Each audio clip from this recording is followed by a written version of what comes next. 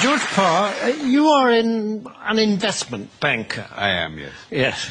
And as such, you have your fingers right on the pulse of the financial market. Yeah, very much so, yes. And during the summer, there's been a great deal of turbulence and volatility in the market, yes. Tremendous, yes, tremendous. Yes, and what is caused that? Well, you have to remember two things about the market. One is that they are made up of very sharp and sophisticated people who, these are the greatest brains in the world.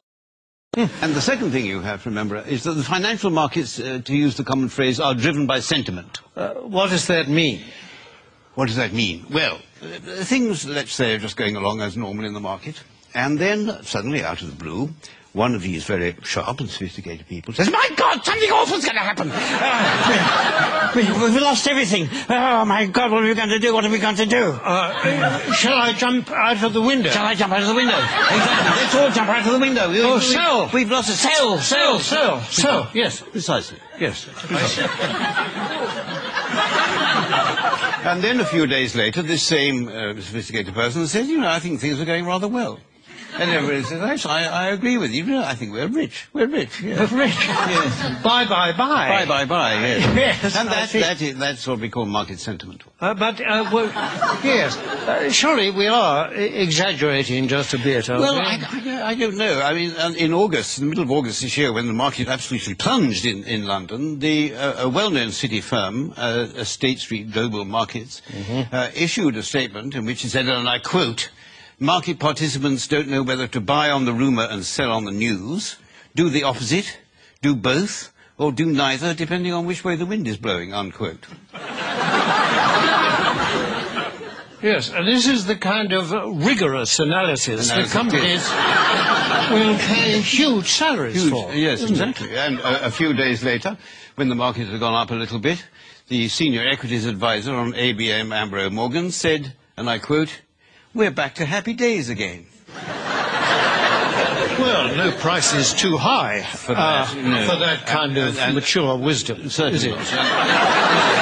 This sort of people are paid millions of pounds in bonuses. Yes, of course.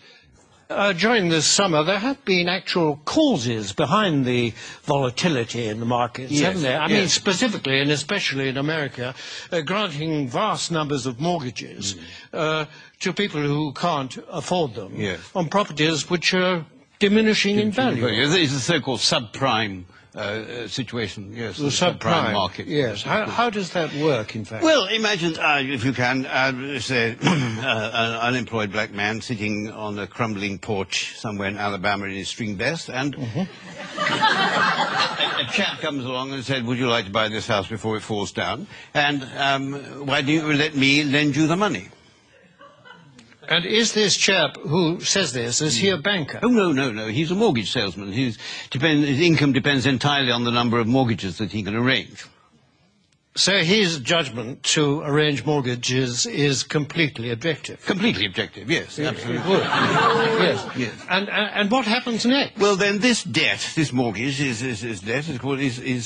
taken, bought by a bank and packaged together on Wall Street with a lot of other similar debts. Without going into much detail about what is actually... Without going into any detail, no, it's far too boring.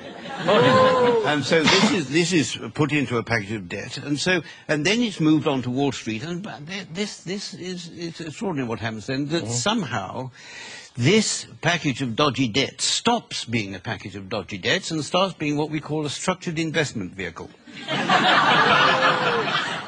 And SIV? An SIV, exactly, yes. Yes, I see. And then someone like you comes along and buys it. I buy it, yes, and then I will ring up, I don't know, somebody in Tokyo and say, "Look, I've got this package, do you want to buy it?" And they say, "What's in it?" And I say, "I haven't got the faintest idea." And they say, "How much do you want for it?" And I say, $100 million. And then they say, "Fine, that's it." And that's the market. And presumably this package, I mean, that kind of thing can happen several times to the same package. Possibly, yes. And every time it does, of course, then you, or someone like you, will get a fee and a markup. And a profit, yes. And so well, you can't expect us to do it for nothing. It's hard work being In view of the fact that in these packages is a lot of dodgy debt, what is it about it that attracts the financial, risk takers? Yes, well, because these hedge funds, as they're called, which specialize in these debts, they all have very good names. You mean they're responsible companies? No, I don't know. It's nothing to do with their reputation. They have actually very, very good names. The names they think up for them are very good. I'll give you an example. There's a very well-known American Wall Street firm called Bear Stearns, who have two of these hedge funds which specialize in these mortgage debts. And they lost so much money, lost so much of its value, that Bear Stearns announced that they would have to put in $3.2 billion into one of the funds to try and keep it afloat. $3.2 billion? $3.2 billion, yes. And even then they said the investors couldn't get any money out of it and they were going to let the other fund go. But one of these funds was called the High Grade Structured Credit Strategies Fund, and the other was called the High Grade Structured Credit Enhanced Leverage Fund. Well, that sounds very good. That's good, isn't it? It sounds very trustworthy. Actually, this is the magic of the market. What started off as lending a few $1,000s to an unemployed black man in a string vest has become a high-grade structured credit enhanced leverage fund. I like the sound of it. It is good. Well, it sounds very trustworthy. I mean, it's got good words in it. It's got words like high. High is good. High is good. Yes. Better than low, anyway, isn't it? Yes, absolutely. And structured is another good word. Very good. Enhanced is... I love enhanced. Enhanced is very good. I mean, I'd buy anything if it said enhanced. Absolutely, yes. Yes. It might have been different if it said the unemployed black man in the string vest fund, but yes, because then alarm bells might start to ring. But despite these very plausible names, surely the reality is that the people that lent all this money have been incredibly stupid. Oh, no. The reality is that what was stupid is for at some point somebody asked how much money these houses were actually worth. I mean, if they hadn't bothered to ask that question, then everything would have gone on as perfectly normal. But unfortunately, they did. I see, but now, you see, people are saying the crisis is likely to turn into financial meltdown. I mean, can that be avoided? It can be avoided, provided that governments and central banks give us, the financial speculators, back the money that we've lost. But isn't that rewarding greed and stupidity? No. It's rewarding what the Prime Minister Gordon Brown called the ingenuity of the markets. That you see, and we don't want this money to spend on ourselves. We want this money just to go into the market so that we can carry on borrowing and lending money as if nothing had happened without thinking too much about it.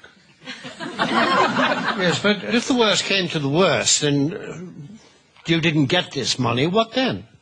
Well, then there'd be another market crash, and then I would say to you what people like me always say, that it's not us that will suffer, it's your pension fund.